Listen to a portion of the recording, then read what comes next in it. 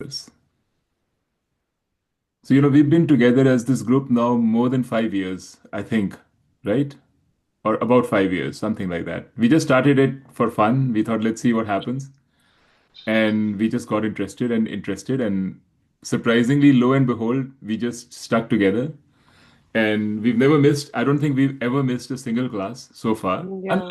because of COVID and all, sometimes, or some other reason, like if I was away, we missed it and we postponed it, but we've never missed it.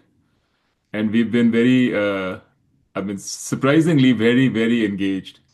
So it's been wonderful. In fact, actually, after that, my cousins who are here in the US and one of them in India, they also said, why don't we start? So about 6, 8 months ago, we started with them and we are in chapter 15, they are on chapter 2. They're just finishing chapter 2 of the Gita.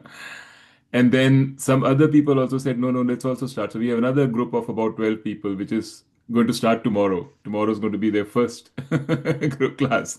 So we have organically grown. Our little, our little Vedanta society or association has grown. But everybody that we know, one way or the other, we know them. Who are the people who are joining tomorrow? Also, either I know them or Mukta knows them, and of course you too also. So we just want to keep it really fun and light and informal and just friendly. We are just a group of friends. We are discussing. I just happen to have read a little bit more, so I start the discussions. But you guys are very well informed. So I wanted to tell you, you guys, like Akila and Deepraj, what impressed me most was at such a young age, these guys have been so interested in Vedanta and they've been following it for many years and they just want to learn. It's like I see it as the new India, the curious, eager, wanting to learn, wanting to move, that kind of feeling. So I asked them, if they want to join, and they said sure, because the way that they've been learning, I think, is a little different than what we've been learning. We are learning the tradition of Swami Dayanand Saraswati and how he has taught it. Uh, it's not it's not sort of customized for the corporate world or anything like that. It's just just the way it is. Take it or leave it. This is how it is. I think everybody brings a little bit of their own flavor to it. So I'm going to stop. Maybe I'm going to ask Deepraj and then Akila just to say a little bit about your backgrounds. I know Deepraj, you've been here for 3 sessions now, but still, just talk about your interest in Vedanta and what got you here and so on. Little bit. Yeah, sure. Thanks, Deepraj. Yeah. So, I was first introduced to Vedanta maybe, I think, 4 years ago when I came across Dr.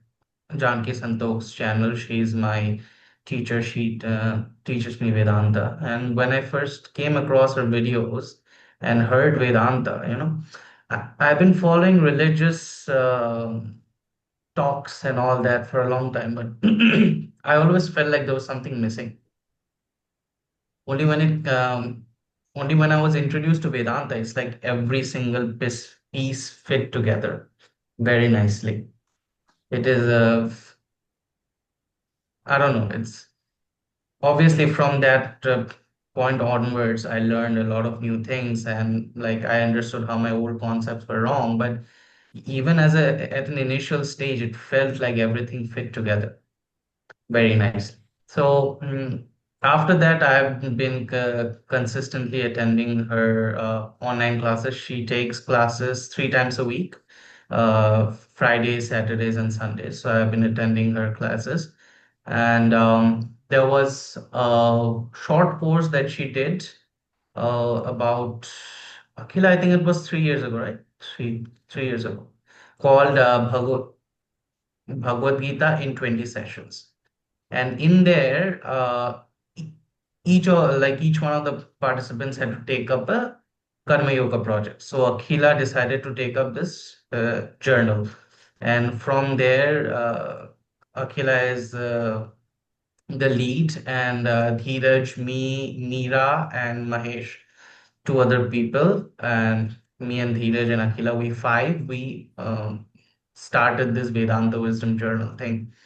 So my introduction to Dheeraj was from that course, which is Very interesting. And then so after that, so even now I'm attending a class and I'm trying to learn Vedanta. And then he did said that he had this uh, class that he does, which is very interesting. I didn't know. I thought he would be busy with his business thing, and he only does Vedanta when he comes to the journal. I didn't actually know that he had his own, you know, group where he discussed these things. So I was very excited when he asked me to join, and so I'm here now.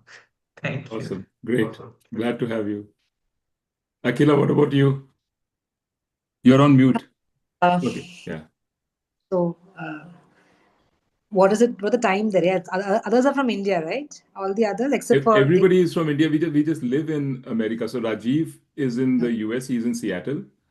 I am Okay. in San Francisco, as you know, and Kiki is also in near San Francisco in Berkeley. Sanjay, he's going to join a little late, is from Delhi. Mukta is from Delhi.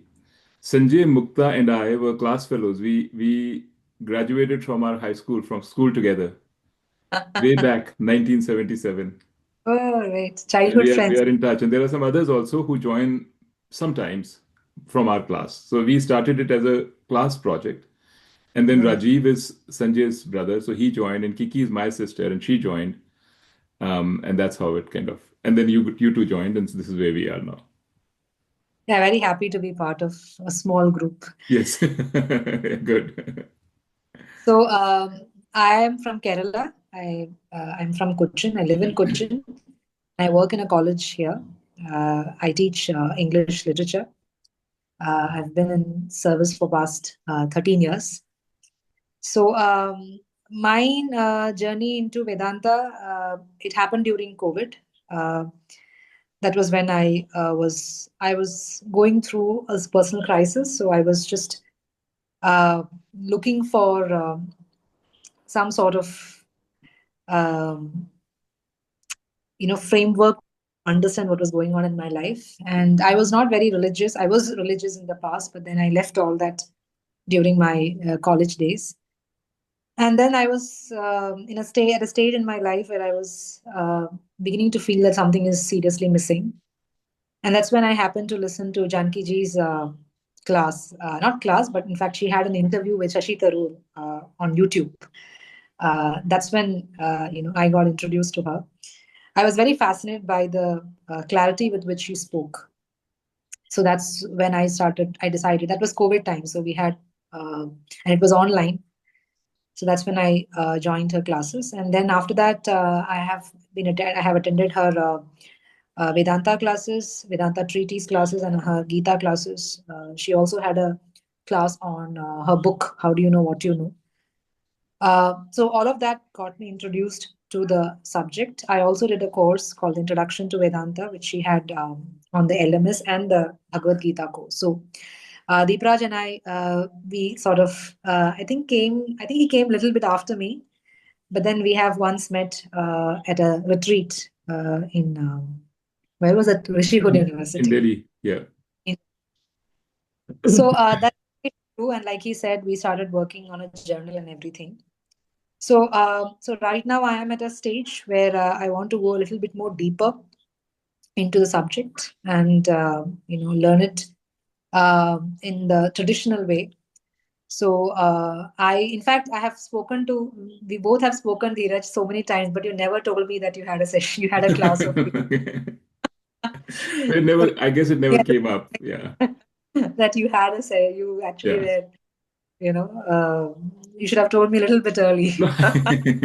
Well, you have your own. You were already very much involved with Vedanta, with Janki ji and all that. So. But anyway, you're here now.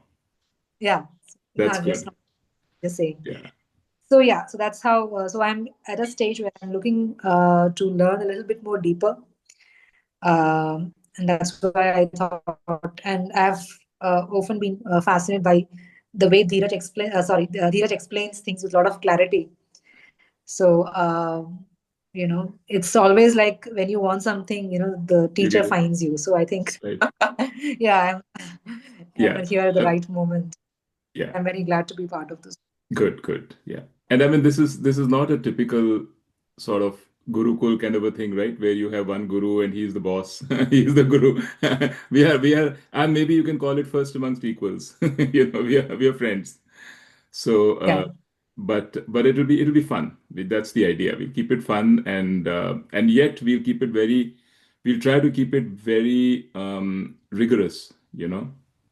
To not to kind of um, not to sugarcoat things, but to provide the teaching the way that I have learned it. So, to make sure that it is pure.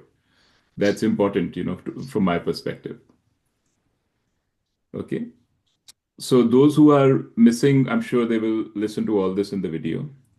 But we started Gita um, many years ago, and we kind of, in the beginning, we were not even following the Gita very closely. We were taking each chapter and saying, here's the gist of the chapter, and then we were just discussing. We were discussing more Vedanta concepts as such than the particular exactly what Gita is saying. But then over time, we felt it was actually a good idea to kind of to follow the Gita more closely. So I think for the last 3-4 chapters, we've started following the Gita. So even if we are not going verse by verse and taking like a session on each verse, we stop at the important ones, take the time it takes. Sometimes we find, like we will do today, there is a cluster of 3 or 4 verses which are basically talking about the same thing, or they follow closely. They can really be one paragraph. So we will read all of them together and then talk about what it's saying. So we are on chapter 15, which is called Puruṣottama Yoga, as you guys know. And chapter 15 is a very interesting and important chapter of the Gita. It's a very short chapter, only 20 verses, but it covers everything.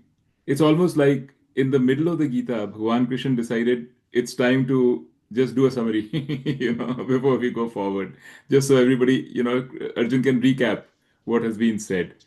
So that is why, in fact, actually, chapter 15 is considered as an important chapter also. And a lot of when these parayanas and all are done, when people speak the Gita or read the Gita, they read chapter 15. In fact, in my other group, one of my cousins, one of my nieces, I didn't realize, she said when she was very young, uh, her mother had her by heart chapter 15. She said, you will not understand what you're reading right now, but you will be happy that you did it.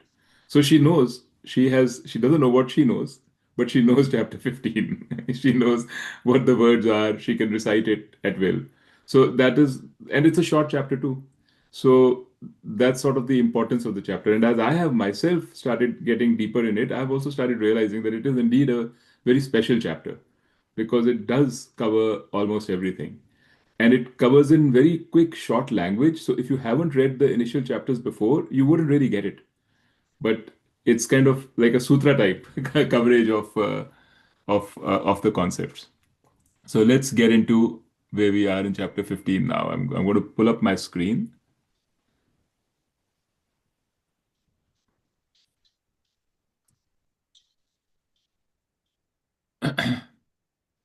You guys can see it, right? Yeah.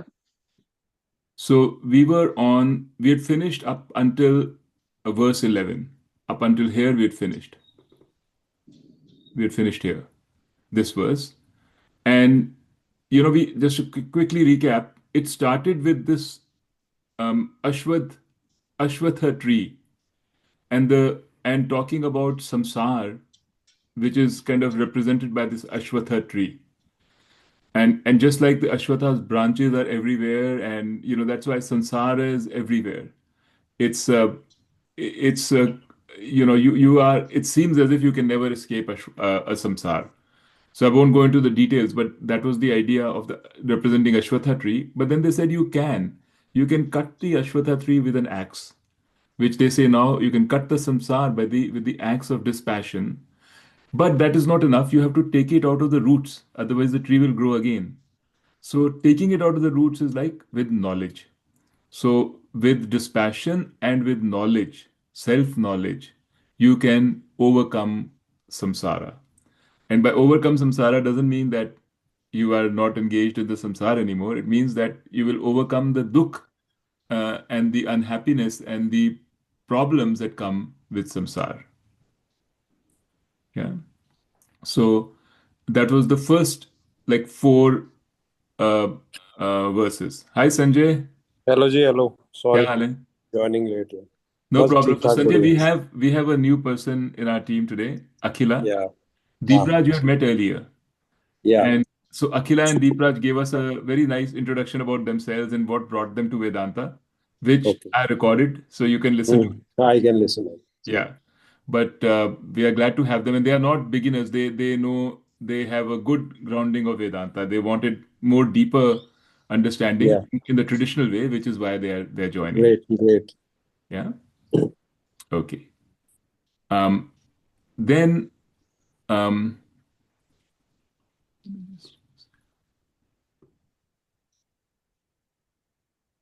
so this was the first sort of the first section of chapter 15. Then here, chapter 15.5, he's talking about nirman moha, jita sanga dosha. So things he's talking about the qualities of a person who is deserving of this knowledge.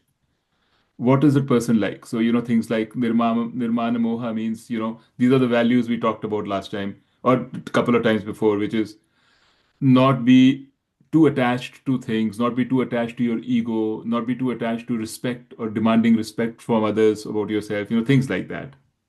So this is a big chapter in the Gita. This is a big thing, qualifications for knowledge, but he just covered it in one quick verse to remind us, right? So a person who knows when he listens to this will understand, okay, this is what he means. It's not just nirmana moha, it's a whole bunch of things which are the qualifications. Then the next verse, he says, neither the sun nor the moon nor fire illumine that having gone to which they do not return. So, which is my limitless abode, which means he's saying that me, Krishna Bhagwan, as Ishwar, as Sagun Brahman, doesn't require the sun to illumine him. In fact, he illumines the sun. And I think this was your first class, Deepraj. This is when we discussed what it actually means. What does it mean that Chetna illumines everything? It means that we cannot perceive anything without Chetna. This light from the sun is also perceived. We perceive it because of Chetna, because of consciousness. And it is that consciousness that Bhagwan Krishna says, I am, and ultimately he says, you are. So we are that consciousness. So this is a deep line if you really understand what it's trying to say. So he's reminding you here of his own nature, his nature of being Atma. Then again, 15.7, 15.8, he, in this one too, just one line, in the world of living beings, a part of me alone exists as Jiva, which is eternal. And we spent a long time on this one because we saw how this line sparks multiple philosophies. So, for example, Advait Vedanta actually says that a jiva is a part of Paramatma, is not different for Paramatma, is not the same as Paramatma, but it's a part of Paramatma. Just like a leaf is a part of a tree, but it's not different from a tree. It is very much a tree consists of leaves and branches and everything, but a leaf is not a tree, yet it is not different from the tree. They said, a person living in Kerala is an Indian, but yet it is different from an Indian in the sense that person living from Kerala is different from living in Punjab, but they're both Indians. So, there are analogies like this, but this sparked this supports the Vishisht Advait philosophy. But the way Advait looks at this is different. It says that I am not a part of Ishwar, I am seemingly a part of Ishwar. It appears as if I am a part of Ishwar, but in reality, I am no different from Ishwar. So, and that is the essence of Advait philosophy, that Tattvamasi or Aham Brahmasmi, that there is no difference between my essence and the essence of Ishwar. That means both of them are Brahman. The essence of Ishwar is also Brahman, I am also Brahman. Right? So we saw how that played out. So we spent a long time on this. Then these next ones, we talked about how here he talks about how sense perception occurs. how that happens. And when a person dies, which is called utkramantam. So when utkrama happens, when the person actually dies, then during the utkranta, how the subtle body and the senses go to the new body, and then how in that new body they start experiencing um, the world.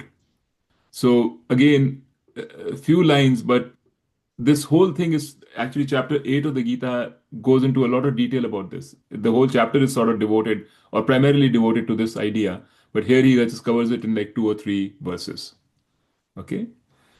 Now we are on to number 12.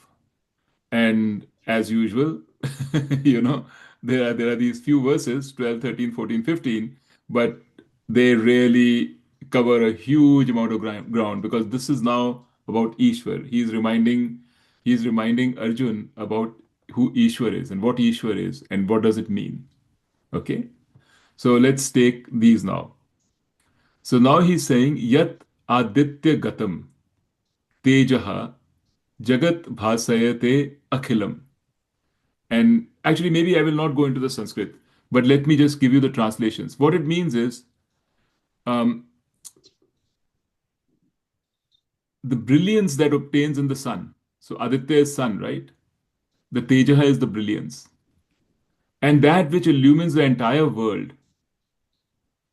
Also, the brilliance of the moon and the brilliance of the fire. All that belongs to me. He's saying, I, as Ishwar, I being Ishwar, am all of these things. I mean, he's saying, without me, without my brilliance, there would be no brilliance in the sun, no brilliance in the Agni, in fire, and no brilliance in the moon. These are the three main sources, at least in the olden times when there were no electric lights. These were the three main sources of illumination. So during the day, the sun used to shine, and the moon used to shine, and otherwise, when you want more light at night, you used to light a fire. So, so he was trying to say all these things which illumine, right? They come from me. Now, remember, if you guys remember back in chapter uh, 10 and chapter 11, chapter 10 is Vibhuti Yoga, where Bhagavan Krishna said he took the best of everything. He said, amongst the Vedas, I am Samaved, right?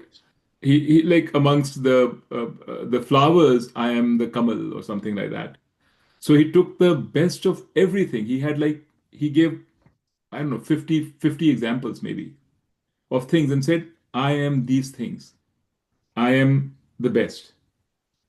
Then in chapter 11, where he shows his Virat Roop, he said, I am also death.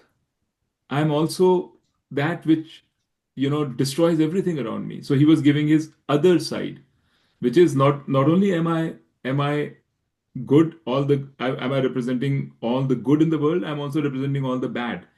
And the idea behind all this is to tell us that I am everything. There's nothing in this world, nothing which is separate from me. The good, the bad.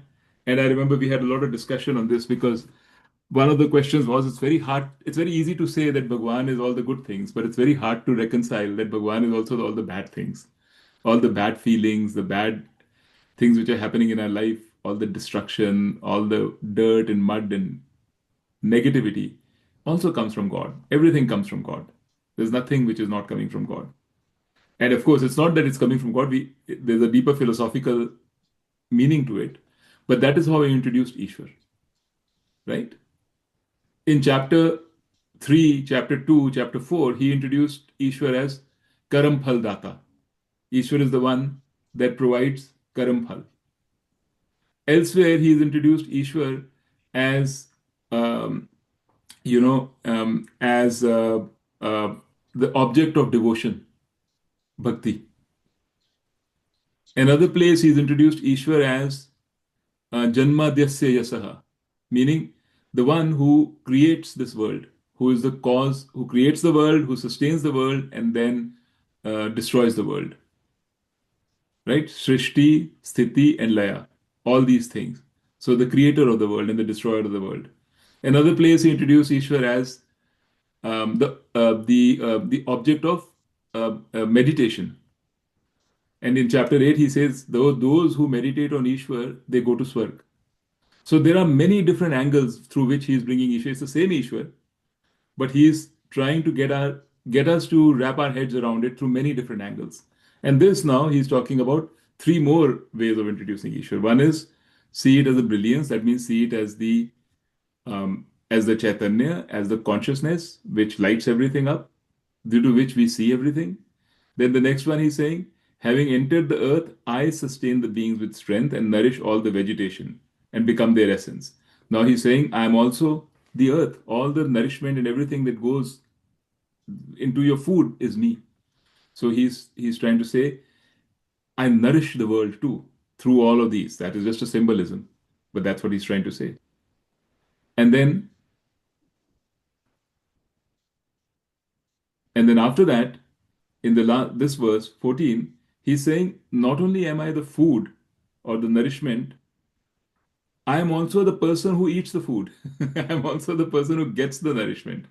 And that's how he's saying that. He's saying, I am the digestive fire. The digestive fire here is called Vashvanaraha.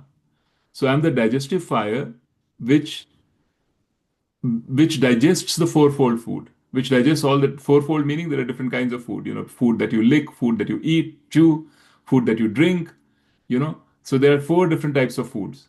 So he's saying, I am the one who digests them too. So I've just gone through this quickly, but the idea here is that he's trying to say Ishwar is everything. Everything around us is Ishwar. You can do bhakti to the Ishwar. You can do upasana to the Ishwar.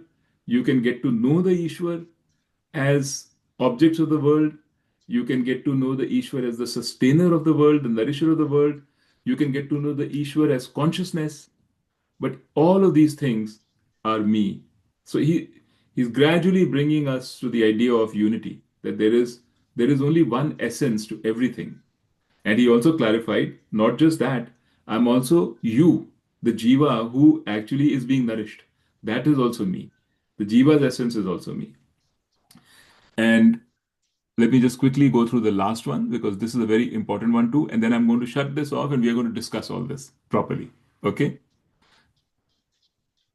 This one says, I have entered the hearts of all. Very important. He's saying when you are the jiva and you have consciousness, how did you become a jiva? You became a jiva because I entered you as the jiva. One second, I thought Kiki was planning to join. What happened here? Sorry, I joined late. I'm Oh, you here. did. You're there. I couldn't see you. Okay, perfect. No, that's okay. Then Rajiv is missing maybe. But anyway, it doesn't matter. So he was saying that uh, like this is the way in which they describe the creation of the jiva and the creation of the world, which is to say that Ishwar enters the consciousness of the jiva, and that is how the jiva becomes conscious. So jiva's essence is nothing but Ishwar. It is Ishwar who's entered the heart of the jiva. Heart is just a symbolism. It's not really the heart. And that's how the jiva becomes conscious. So, in other words, in fact, this is what's called a mahavakya. Mahavakya means something that equates the jiva to Ishwar. So, in other words, he's saying that the essence of the world, as you know, is me, Ishwar. The essence of you is also me. Essence of all the people is also me. So, therefore, there's an equation between the person and the world. That's the Mahavakya. That Brahman is everything, the essence of everything. He also says, from me have come memory, knowledge, and forgetfulness. I alone am the one to be known by all the Vedas, and I alone am the author of Vedanta, and indeed the knower of the Vedas. So he's trying to cover everything. He's saying all the good things that you think about, all the knowledge that you think about, everything, it's me. I, Ishwar, am all of that. So I'm going to shut this thing off and let's just talk about these four verses and what they are trying to say about Ishwar and what does it really mean. I'll shut this off provided I know how to shut it off. Where is that thing?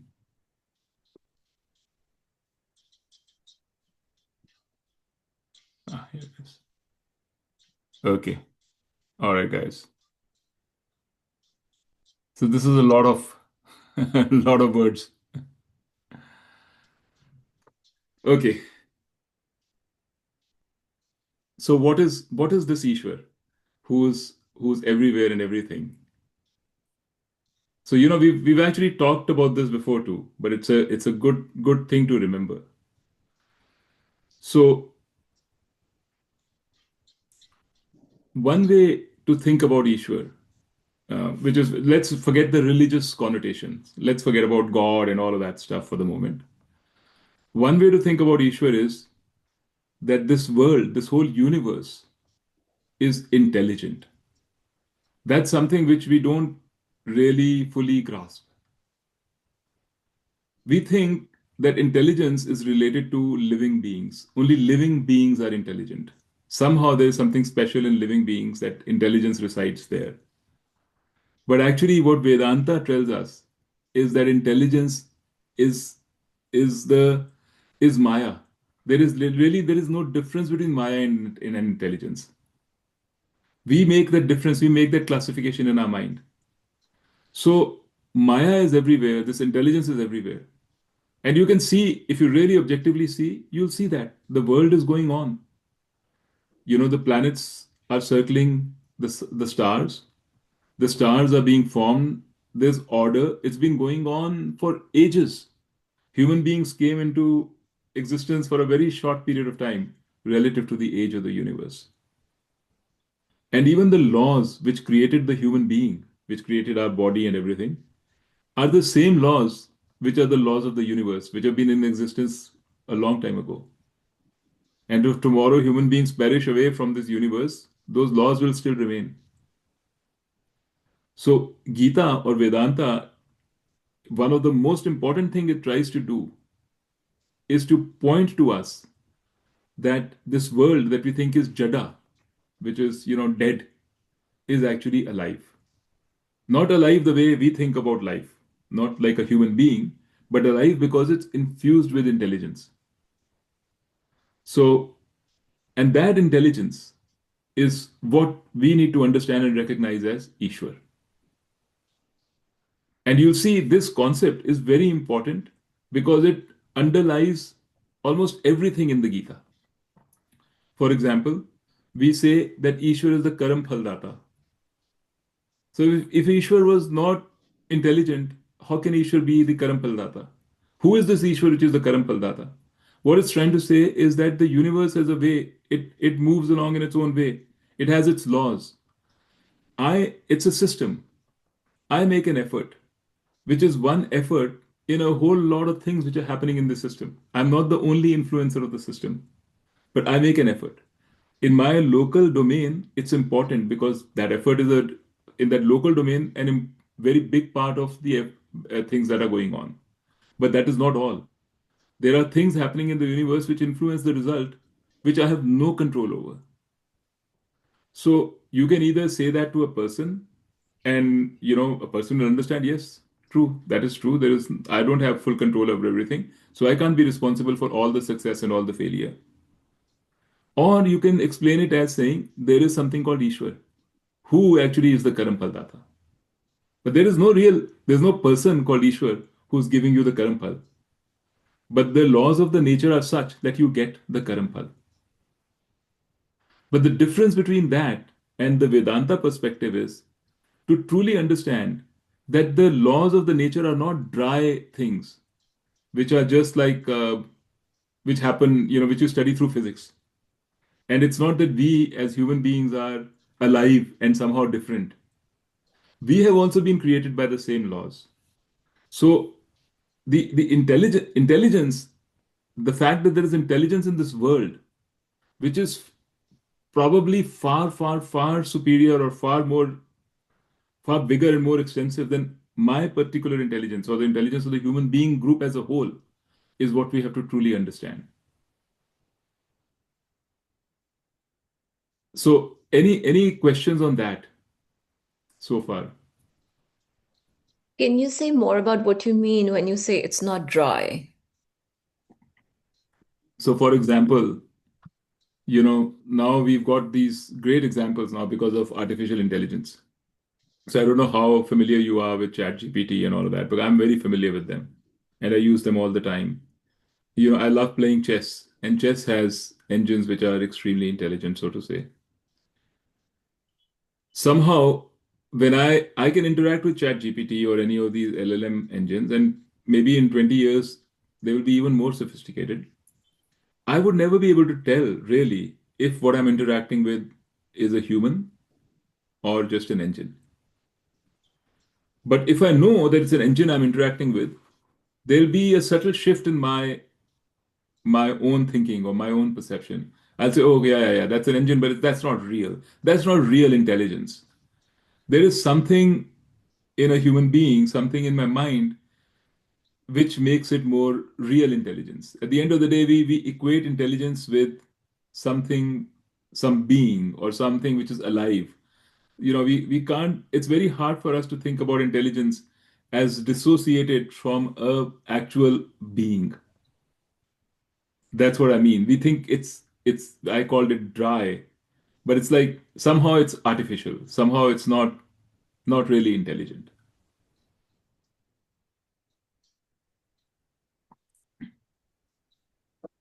Actually, I'm going to ask you another question since we are getting into Deepraj, go ahead. Just speak up, man. Doesn't matter. You don't have to. Okay. So regarding this, I mean, if you said the intelligence of Ishwar is different from our intelligence, where we can kind of, No, I'm not saying it's different. I'm saying the intelligence of the world, which you can call the intelligence of Ishwar, is far more extensive. We are a subset of that intelligence. but it's the same kind of intelligence you're saying. There's no different kinds of intelligence. There is just intelligence. That's what I was trying to say. We think Okay. that there are different kinds of intelligence. That's a No, no, you just said that there is artificial intelligence, which is a right. different kind of intelligence. That's what I was referring to. So you're saying the intelligence of Ishwar is just our intelligence, but at a scale we cannot comprehend. Or But rather, our intelligence is a small fraction of the intelligence. It is nothing different from the intelligence which is all over in the world, right? okay, so now I want to ask you a question Yeah. regarding our intelligence. Is our intelligence capable of changing our action or our life?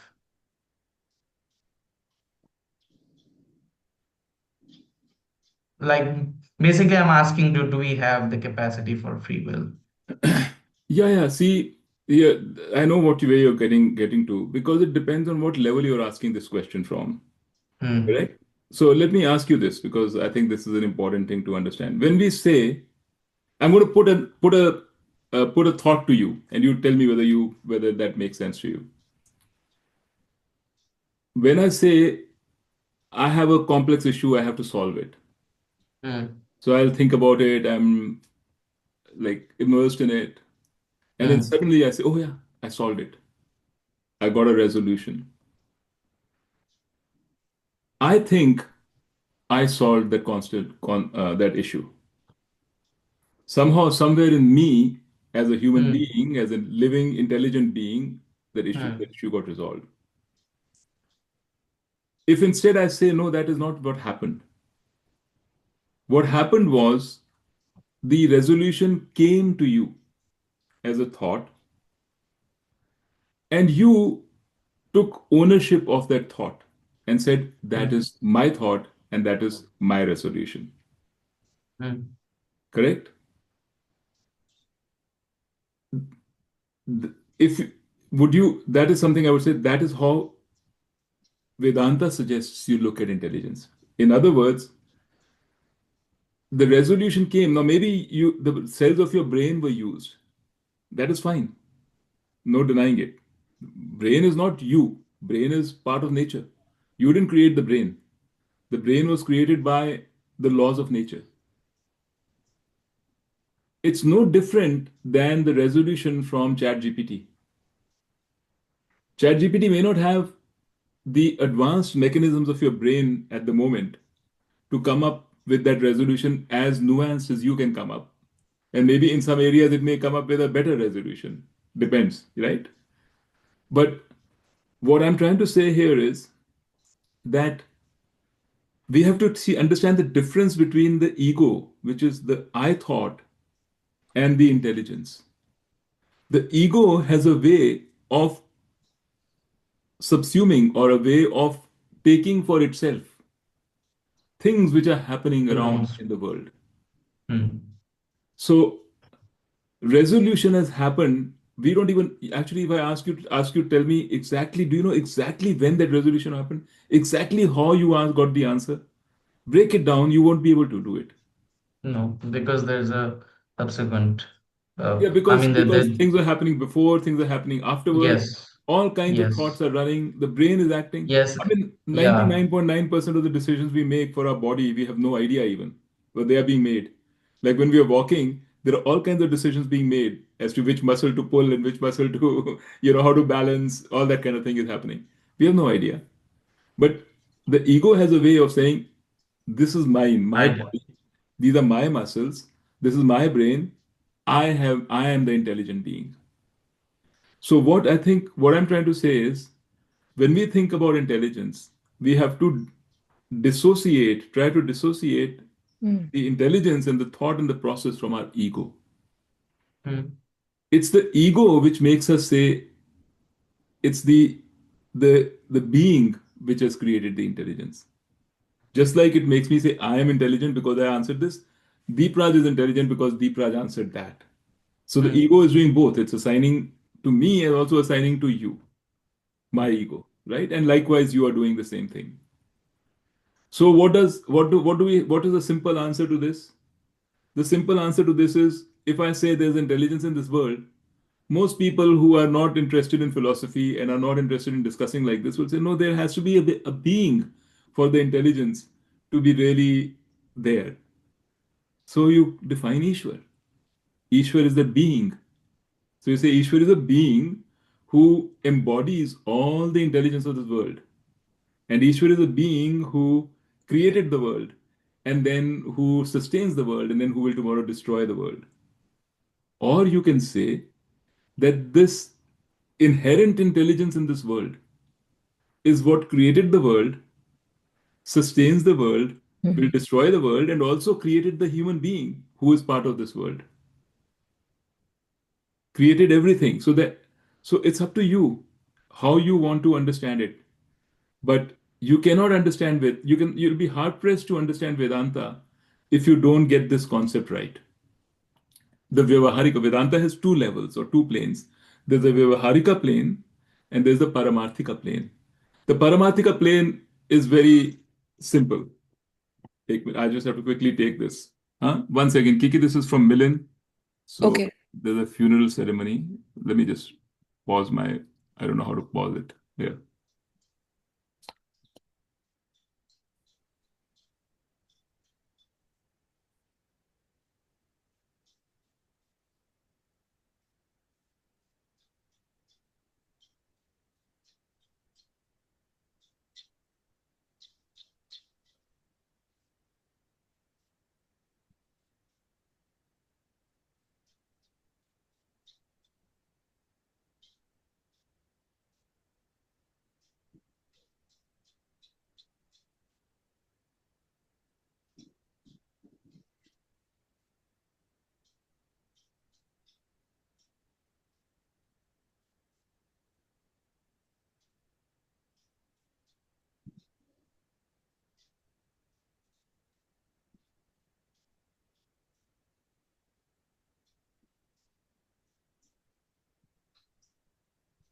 So Rajiv Mukta, you guys, I don't know Hi. how you feel, but I think that this concept of Ishvara is invaluable for me. Like when I first started, my entire issue was with having an anthropomorphic notion of Ishwar. Like that never sat right with me. I would just reject it completely. And it's taken a sorry, Nitu. What were you saying? I'm done.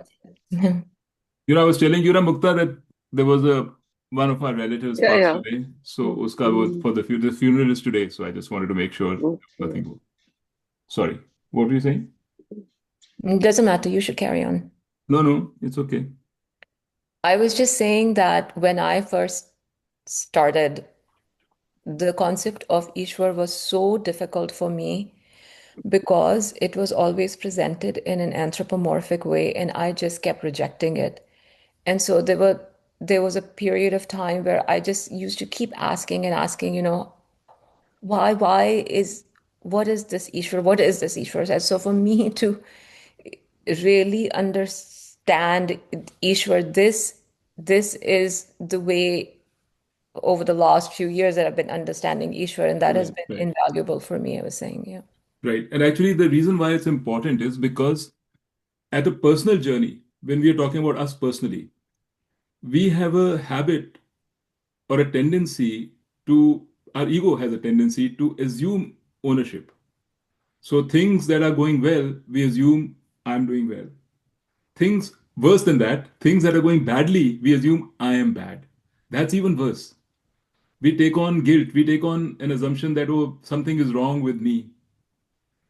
So, a very key part of our personal transformation is to be able to objectively see this is me, I am a small part in it. There's a whole universe around me which is affecting things. I have to be able to say that I am not responsible for the actions of the universe. So if misfortune has happened to me, it's not because I'm bad. It's because this is the way it turned out. And for you to get that, you have to surrender. You have to kind of say, okay, I will stop taking ownership. And a mechanism that Gita has given us, that Vedanta has given us for the surrender is called bhakti. It's a mechanism to say there is a God, Bhagwan ko surrender karo. It is just another way of saying, I am trying to objectively understand that this human being cannot be responsible for everything. That this world around me has its laws, you know. Actually, not even, I can say I blame my buddhi. I don't have enough buddhi. That is also a false way to think about it. Because your buddhi also came to you from the world. Nothing that you have has not come to you from the world. It's come to you from your parents, it's come to you from your world, from your friends, from your circumstances. So when we say I want to, gain understanding or liberation, for that we have to understand this. What is me and what is the world and how the world has influenced me. And what is holding you back from understanding this? Nothing but a thought, just a thought called ego. The ego thought says, no, this is I am responsible. So once you understand this, once you understand Ishwar, meaning in other words, you are understanding that there is a force or there are laws around in the world. You get that, then you know how that those laws have affected you. Then you understand that you have something called ego, which has a tendency to assume ownership. Then you sort of liberate yourself from this from assuming ownership where none is we assume problems. It's created, the fact that I have problems is created by me. It's assumed by me. I could very well have no problems right now if I didn't have my ego and an overactive mind driven by the ego. And that's basically the essence of the Gita. I mean, if, in short, that is what Gita is actually saying. Krishna Bhagavan starts with this first shlok in verse 11 of chapter 2, that you know it's you are like, if Arjun assumes the whole weight of all his world is on him, वो भीष्म मरेगा मेरी वजह से मरेगा, द्रोणा को मैं मारूंगा, he is assuming all of these things, and Krishna Bhagavan is saying, नहीं भैया, पहले तो वो मरेंगे ही नहीं. They have their atma. Second, it is not you. You just do your job. You have a job to do, which is to be a protector of dharma as a kshatriya. Just do your job. Stop assuming everything else around you and then sitting down and not being able to do your job also. Right? So that's why this Ishwar is a very important concept in Vedanta, and how we understand it. But even the ego and its appropriating functions are part of this intelligence, and they Yeah, serve yeah. a purpose. They serve a Correct. useful Of purpose, course. right? Yeah. So, and in fact, actually, not only that, I was going to say that almost every mechanism of Vedanta involves Ishwar in one way or the other. If it's Upasana, meditation, we say Ishwar Upasana. That means basically contemplate on the world, or Ishwar, the intelligence in the world, contemplate on it. If it's Bhakti, again Ishwar, right? If it's Gyan, that is absolutely, it's basically the mechanism of Gyan is to say there is an Ishwar and there is you, and the essence of Ishwar and the essence of you is the same, which is Brahman. So it says Ishwar is nothing but Sagun Brahman. So that is why Ishwar plays a central role, and in the way it is explained. And yet there is no Ishwar. You can also say that there is no Ishwar because there is no being or entity called Ishwar. That entity would have to be an infinite entity. You can't have an infinite entity. So you just imagine it in your head as a good interim mechanism to help you along. Deepraj, I wanted to just bring about another point here, and I think about this quite a bit, right? Mm. When we are born, Right. right, I don't think we're born with ego, With what? with ego, Yes. Okay. Yeah. right? So you know, ego is acquired while you're living life, right? And it probably starts with the impressions about who you are, right? We from a very young age, the ego part gets acquired because of our interactions, expectations. You're given a name. Okay, you are right. I mean, look at the overall process of what a human being goes through, right? And really, ego, know, in its association with you, who you are, your association with your body, your association with your mind, I think are all forces that, or they come into play and they continue to mold you over and over and over again, right? So to me, that's how these things, attachments become so strong, right? You Yeah. start associating your ego with your mind, and how smart you Right. are, Right. how Right. knowledgeable you are. That thought process is rewarded by the world. Right. Right. You first are pushed into it and it rewards you accordingly, right? Correct. And I think that's really where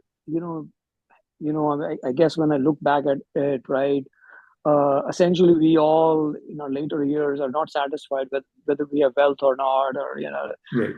you never feel good about life in general, right? Or you have suffering, let's just put it that way, right? So that I think there needs to be a way to stop all that at an early age No. to No. make yeah. So I don't know. That's my perspective. Is No. No. No. I I mean, ego. The thing about it is, ego is essential to live in this world. You cannot transact in this world without an ego. I true. think the point here is not, Vedanta doesn't say abolish your ego. Far from it. Because if you abolish your ego, then you will say, okay, I am not this. You will not be able to live in this world. You have to say, I am this person. I am Dheeraj. I'm interacting with another person.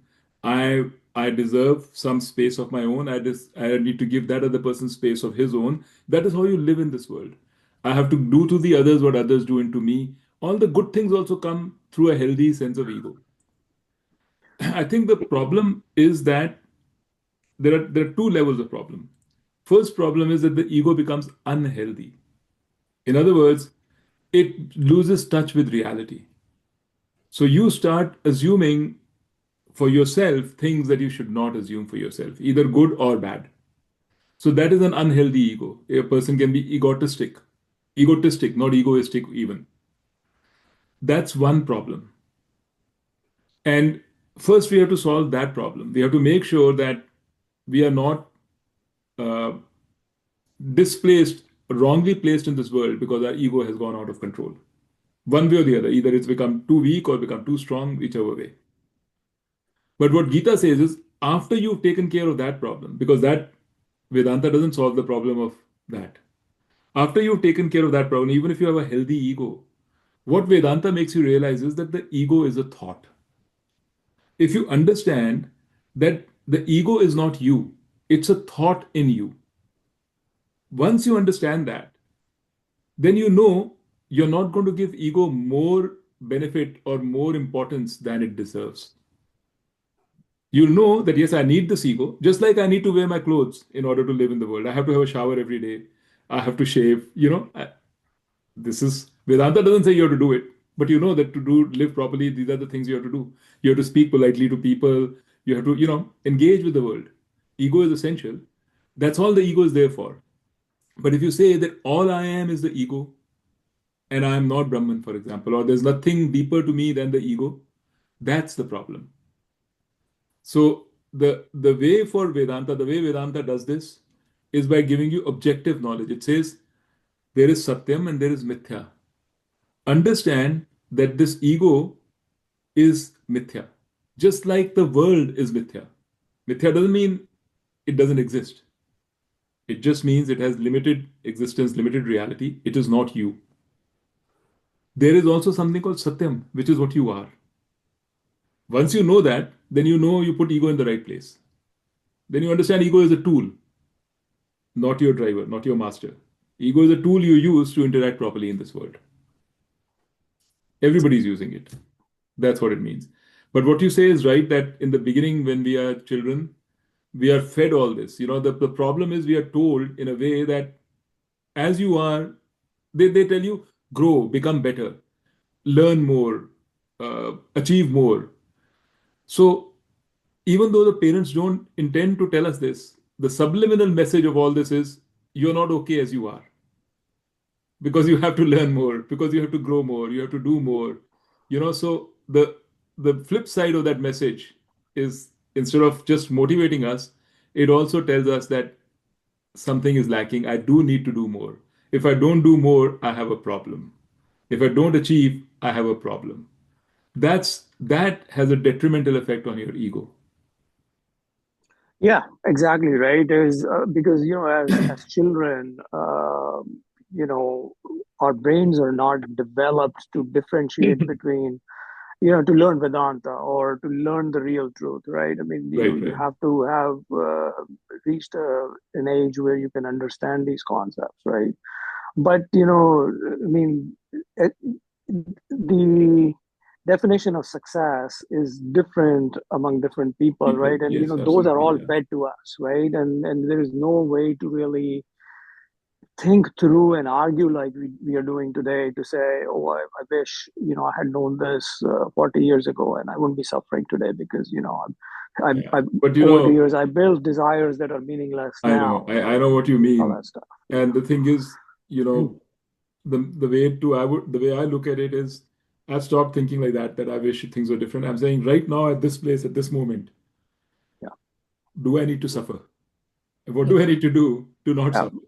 Well, we जो have हो to, गया, there's a good reason why it all happened. yeah. जो आने But वाला है आएगा. but But at this but point, history should teach us how we bring up our children, right? Hmm. And there is a different way of doing it, right? And now you develop that kind of perspective Yeah, is that, and obviously try to improve yourself. But um, uh, yeah. yeah. No, I understand.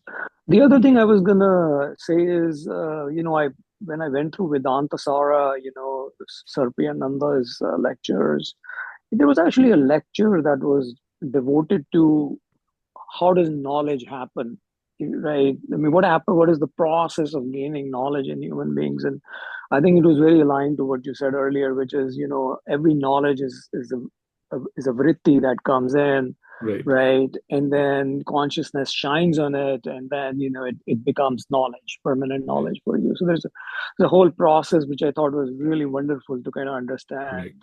And of course, later on, we are also learning that mind is there's no mind; it's just vrittis, right? Right. I think you're repeating some of that today. Right. And ego is also vritti, right? Right. And ego is also a vritti which assumes ownership of. Yeah, yeah, it's the I part, right?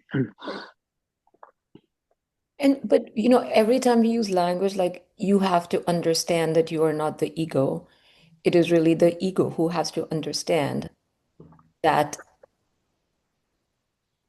it is not appropriating everything that it's a thought. When you say you have to See, understand, the thing, Kiki, and I know because this comes up again and again, what I would recommend to you, because if you think like that, I don't think I'm just trying to yeah, clarify. I'm trying to say something to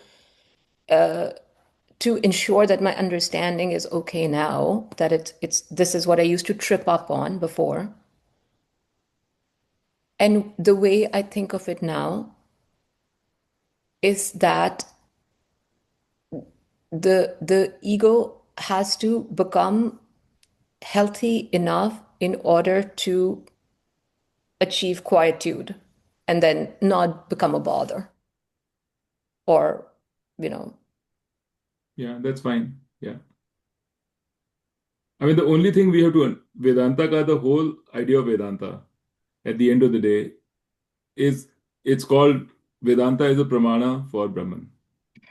What we need to understand, if there's anything we need to understand from a Vedanta perspective, it's just this, that there is an underlying unity in everything, and that unity is Brahman. And everything, your knowledge, your ego, your mind, all these other things which we are grappling with and trying to have frameworks with, and all of that, they're all thoughts in this Brahman. yeah If we can understand Brahman, if we can understand, or we can and pay the proper and understand how Brahman exists, then all these other things can fall into place. And even if we don't understand them exactly, okay, is it this who understands this or that, it doesn't really matter. yeah आज को हम ऐसे सोच रहे हैं, कल थोड़ा different सोचेंगे, परसों थोड़ा और नॉलेज आएगी, थोड़ा डिफरेंट सोचेंगे, that kind of thing. So Akila, I wanted to ask you also, how are you? This was your first sort of lecture. What are your thoughts? You have any Yeah, I was questions, just anything? no question, Dada. I'm just trying to wrap my head around this idea because something very new to me about the idea of intelligence that you just shared. I mean, I have known this, that there is an intelligence in this world, but like you said, we always associate. But when we talk about intelligence in relation to the individual, we always tend to assume it comes from us. So Yes. this idea that that you have a thought and the thought is actually not you, it's just you take ownership of that thought. Right. That's very interesting. I mean, that's Yes. You should think about it and see, because yeah. when I heard it first, it took me a while to kind of get my head around it too. Because then you'll have to see Yeah. and try to see who creates the thought. How does the thought come into your head? Like even Mm. desires, we say, I have a desire. I have a strong desire. I take ownership of the desire. Where did the desire come from? Like, why did it pop into my head that this is what I want? Right? I never think like that. I just know that, oh, this is what I want. And I will do anything to get it. And it's my desire. And, it should be fulfilled. If I don't get my desire, I'm going to get angry. But where did the desire come from in the first place? Like, how did it pop into your head? Where do thoughts come from? Yeah. Thoughts are popping. So, like, it comes down to the root of Vedanta, that none of these things is you. All these thoughts which pop up, all the desires that pop up, right? They're popping up for various reasons. The only reason why I say it's mine is because I have assumed ownership over it. Because I have a thought also which pops up. That thought is called ego, which has said, Ownership oh, all our problems. this is mine. Yeah. It is from that ownership that all problems start. All the problems also start from there, exactly. So the ownership is also a thought. ownership is not actually not something real that okay, this is it. It's also a thought. It's also like Rajiv was saying, it's a vritti, right? Which is just a thought modification. So, uh, so Vedanta is trying to tell you that the essence of Vedanta, if you really go deep into it, it's trying to say all these thoughts, if you understand them as things which are popping up, thoughts which are popping up, and they're popping up because not because of you, Dheeraj, as such, but because of this universe. You know, where you're living, where you're staying, what's happening there, what you heard on TV, that'll pop up the thought. My desire for an iPhone, I wasn't inherently desiring an iPhone. I didn't even know what an iPhone is. But if I keep somebody keeps bombarding me, iPhone is great, is great, is great, buy, buy, buy, that thought will come up, that desire will also come up. So, so when you know that all these things are thoughts, right, including your ego, then you start asking, what are these thoughts occurring to? Who are these thoughts occurring to? And they have to occur somewhere. Nothing can be in a vacuum. So when those thoughts are, the thing that the thoughts are occurring to is consciousness. That is Brahman. That, Vedanta says, is your ultimate reality. Meaning, in other words, that's the resting place. This body, which is a thought, will go. The mind, which is a thought, will also go.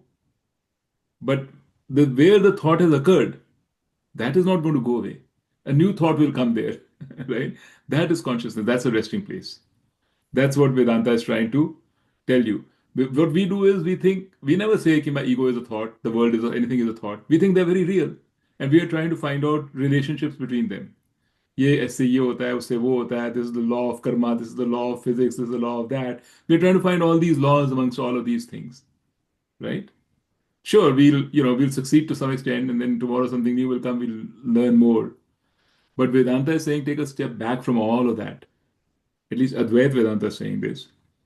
And understand that all these things are thoughts in your consciousness, including these laws of physics or laws of the world, which we are so eager to try and find. Our thoughts, our So are we vrittis. saying that intelligence and thought are the same? What? Are we saying then that intelligence and thought are Well, the intelligence same? is No. what we are saying to intelligence is we are saying that I have the ability to create a new thought, or something creates a new thought, and that is we call intelligence. But you're absolutely, I think what you're saying is more accurate. Intelligence is the same as that which creates these thoughts, right? So these thoughts are coming to your mind. You haven't, some of them you can create. If you have a thought, you can create the next thought. But not all of them are created. They are created somewhere, and that is the intelligence. That is Maya.